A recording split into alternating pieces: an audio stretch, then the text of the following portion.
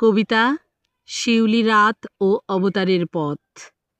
কলমে হাসান মোসাদ্দেক, কণ্ঠে আমি শিউলি গোস্বামী।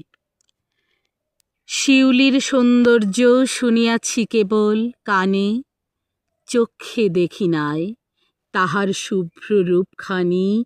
ঘ্রাণের নেশা আসিবার আগেই হঠাৎ প্রাণে নামিল কৃষ্ণ দেবতার আকস্মিক বাণী। রাতের রানী সুগন্ধে মত্ত, চিত্ত ভরে ঈশ্বর প্রেমে দেহ বিলায় নিঃশেষে নিঃস্ব।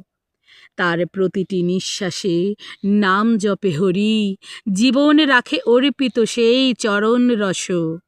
সে জানে না হিসাব, সে জানে না ভয়, প্রেমই তাহার ধর্ম, প্রেমই পরিচয়। তাই সে ঝরে, তাই সে মরে, তবু হাসে ধীরে, কারণ মৃত্যু তার কাছে মিলনের দ্বারে। এই প্রেমে কৃষ্ণ হন ধরাময়ী ক্ষণে, রাধার মাধুর্য ছাপায় মীরার ভক্তি তানে। ভক্তির ভারে দেবতা না যেন মানব ভাবে, মানব ভাবে রূপ বদলায় তবু প্রেম বদলায় কবে।